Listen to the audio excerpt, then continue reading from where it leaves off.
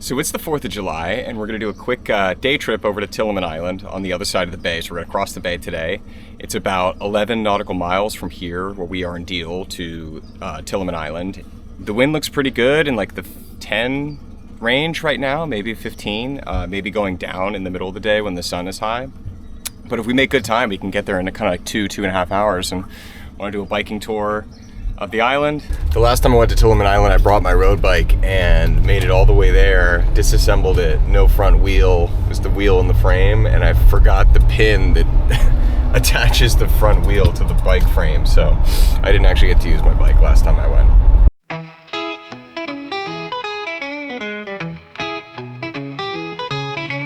4th of July, sailing my boat to ride my bike on.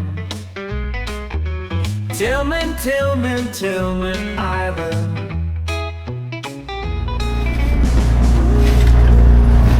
The wind was higher in the forecast. I was estimating it would take us 2.5 hours to get there. Seems like that might be a little bit slower because I'm out here right now. There's supposed to be 10 knots of wind and there's more like 3 or so. So we're kind of flogging right now.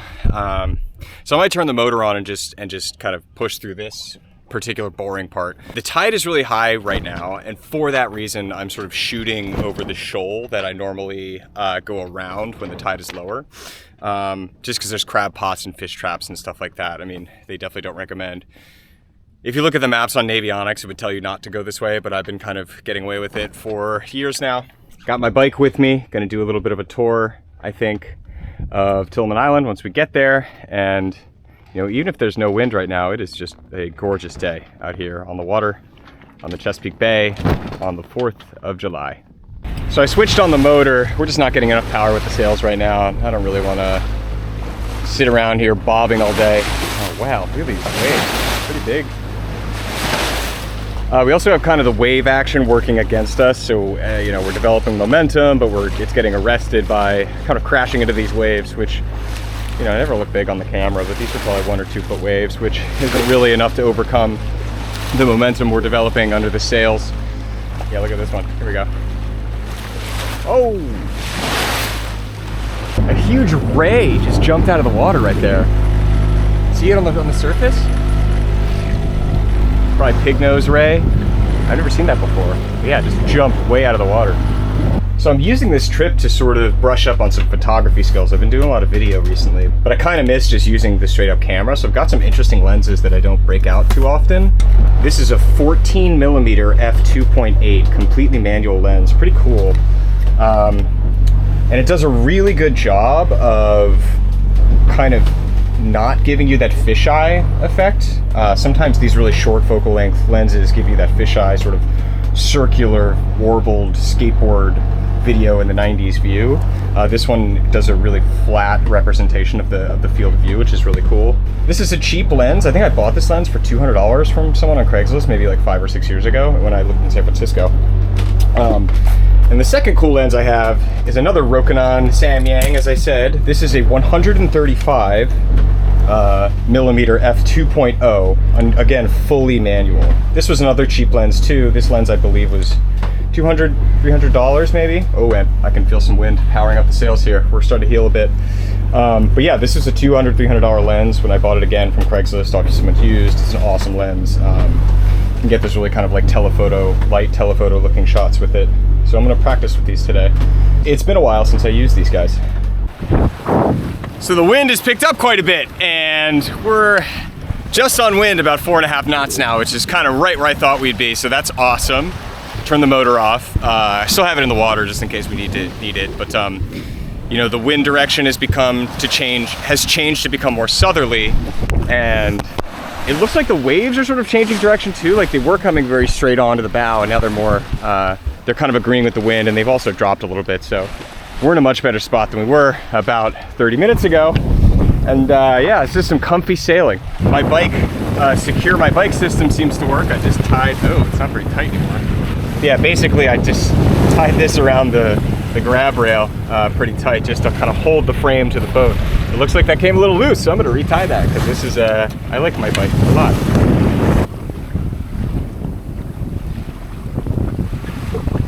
So the wind's been great. We're probably, oh, damn, it's getting bigger. Probably blowing, I would guess, 12, maybe 12 or so, and we're doing a very consistent 5 knots now on just the wind, which is awesome, and we're making good time over to Tilghman Island. So here's our current location. We are kind of in the middle of the Chesapeake Bay. There's a shipping channel here, so I'm keeping a, watch out for tankers and cruise ships and other supply vessels and things like that. But yeah, this is our destination. We're right on course, about 100 degrees on the compass. There's a barge there. We'll probably might have to do some maneuvering to avoid. Speaking of channel activity, we're pretty far from it right now, but it does look like we're on not a great course with one another. There's a good way to tell if you're on a collision course with another object in the ocean is if if you see there's some, you can see there's trees in the background there. If your position, if those aren't moving relative to the object in the water, you guys are on a collision course, most likely. Yeah, it does look like I'm getting ahead of him a little bit, but that's a good way to, good quick little check to see like, hey, am I yellow, green, red on this? But yeah, my sense is we're gonna pass in front of him right now, but I will definitely change course because that is a lot of mass right there, and I've got the smaller vessel. Even though technically a sailboat's got the right of way, I think you don't want to be anywhere close to something that size. It's just stupid. I'm pretty sure I'm going to pass in front of him, so I turned on the motor. I'm just going to make sure I'm way in front of him. He's probably half a mile from me right now, so no issues here.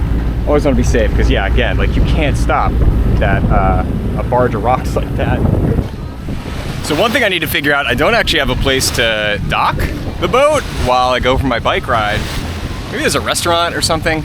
I don't really have this part figured out, but there's at least a couple places. Like you'll see when we get there, but it's basically a channel with docks all along either side of it. And there's a couple establishments and hotels and things like that. And I figured that one of those I'll be able to get him to work just if I stay for an hour or two.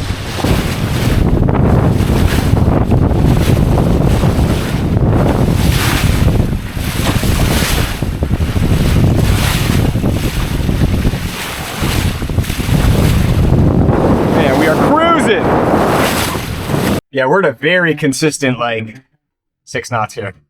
All right, I'm gonna roll up the jib. All right, motor's on. I'm gonna steer into the wind and take down the main.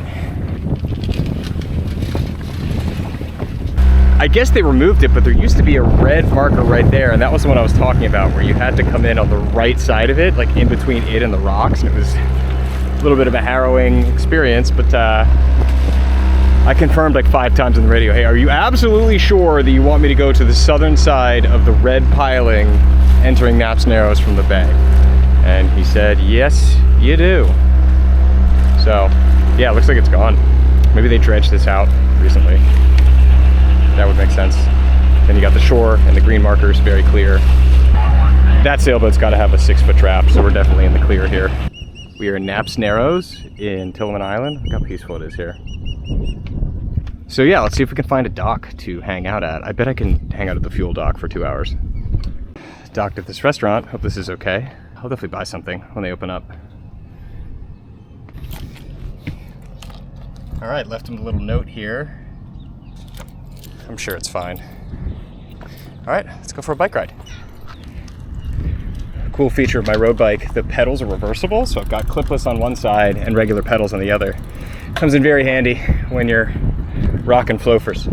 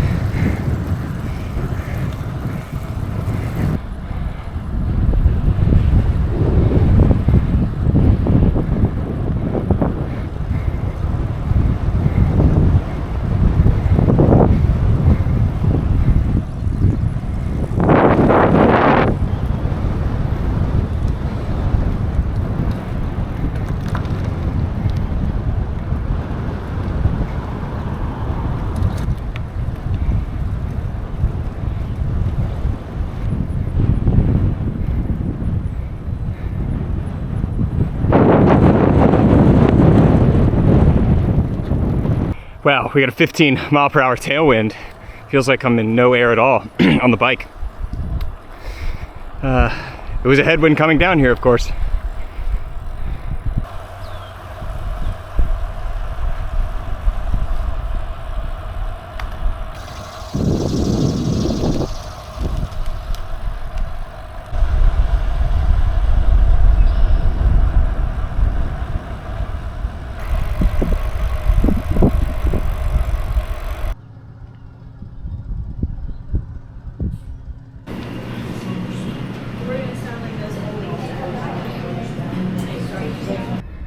On the Naps Narrows drawbridge here. Apparently this is the most used drawbridge in the entire world.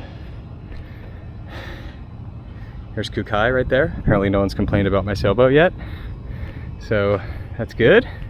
I've now ridden the whole island, got my coffee, and I'm ready to go back on the water. All right, we're back. No complaints. Let's get this bike back on board. All right, bike's tied up with my absolutely genius securing system. Interesting thing going on here. You can see back there, there's quite a bit of current going this way through the bridge. So you don't want to get anywhere near that. So I think what I'm gonna do is release this line first, and then this one, and then reverse this way. So I've got some, one, reverse momentum, and two, I'm moving away from the dock.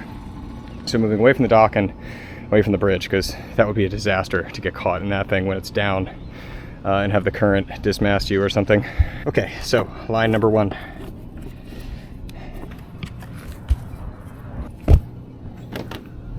Pull in the boat to here.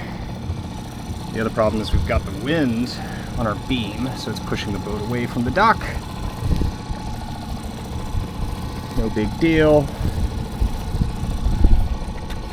Pull it in. I'm gonna hop on. Oh, okay. Rudder down, or tiller down. Put this in reverse, away from the dock, and here we go.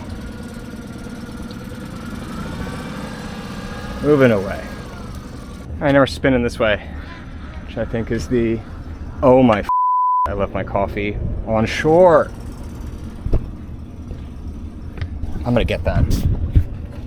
I cannot believe I left that coffee. I'm gonna go walk over this bridge and get it back because I really wanted it. And I might as well fill up while I'm here at the fuel dock.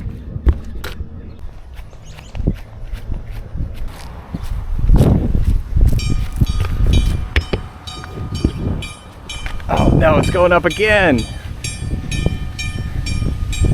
At least I can see it up close. The quest for the coffee.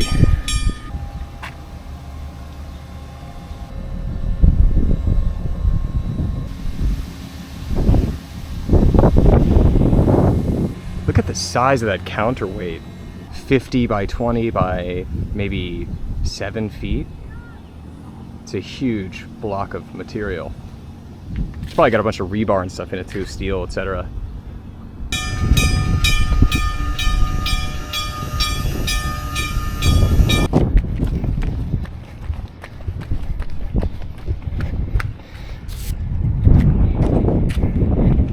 Got it. This is an awesome restaurant, by the way. It's closed right now, but it's called Marker 5. Fantastic food. Awesome stuff. I spent an overnight here about 2 years ago on the Catalina 27 and went there and had a grand old time at the bar.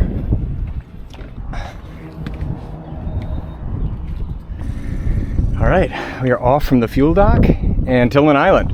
Unfortunately, the fuel dock only had 10% ethanol gas, which I hate putting in this motor. There's a lot of moisture in a marine environment, and that ethanol gas binds with the water and just separates. And so yeah, if you have ethanol free in there, you can leave that like all winter and it starts right up. So I hate ethanol gas. Strong wind, beautiful. One thing that's important to do, so we did a beam reach, basically a little bit of a starboard tack, but kind of a beam reach the whole way here. The wind is coming from the south, so we're gonna do basically a beam reach on port side all the way back, maybe a little bit of port tack, depends if the wind changes like the forecast is expecting it to. But that means that the boat's gonna be heeling this way this time instead of this way. So we gotta prepare, basically secure everything on this side to be seated properly, like my DSLR right there. was not in a precarious spot. I'm gonna fix these up such that everything falls into a comfy spot versus gets catapulted. Those things become little missiles. All right, let's raise some sail. Remember, you want to tidy up that halyard.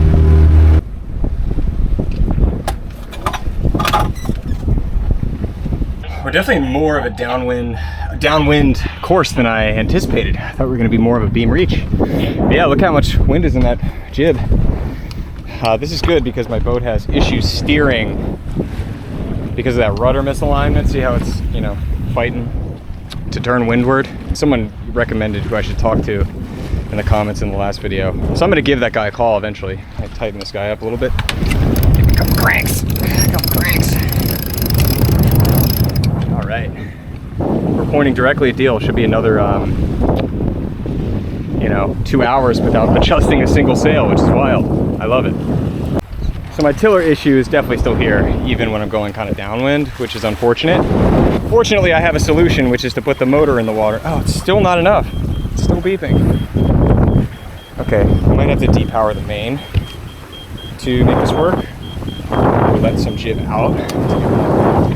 Force in the front of the boat, spinning it. Yeah, that is so powerful. Shut the hell up, autopilot. I think I have a solution, at least temporarily. I'm gonna just got my motor in the water like a wind vane, steering away from the wind. It's still kind of not enough, as you were just seeing. That is just so annoying. I gotta get that fixed. All right, I got this dialed in. We are sailing, the autopilot is sailing us straight to the marina-ish at around 4 knots, a little bit downwind. The wind's definitely slowing down, which isn't great, and that was also in the forecast. So I was hoping I would beat most of that. So we've got a good distance to go, I would say. At least 8 nautical miles. Let's find out, actually. All right, attach one to us. 7.7, so it's pretty close.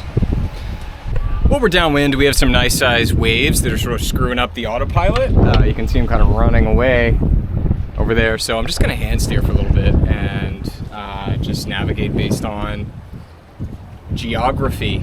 And yeah, we're going pretty slow. I wish we were going faster. We're going like probably 3 knots with both sails up. But we had a great sail over here, so I'm thankful for that.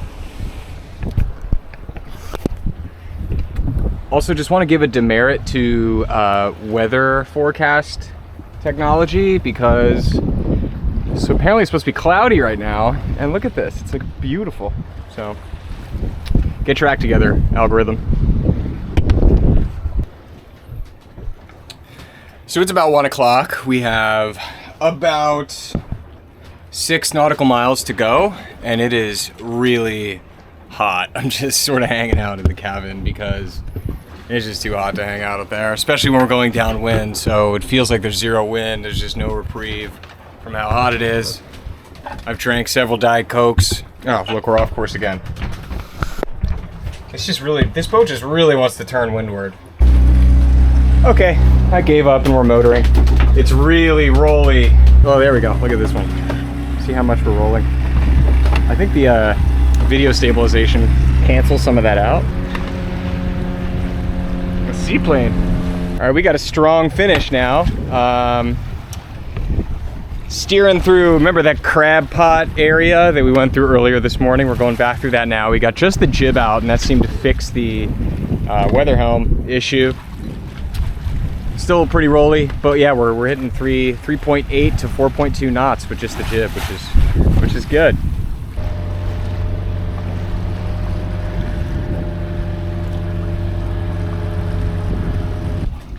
This is the coolest sailboat in the marina.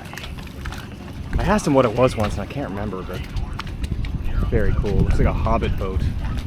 So we're back just in time because it started to rain, but the trip was a success. Had a great 4th. Thanks for watching, and definitely subscribe. I'm trying to get to 1,000 so I could officially make this a side hustle and monetize the account, because I can't right now because I'm only at whatever 320 subscribers. So thanks. Have a good one.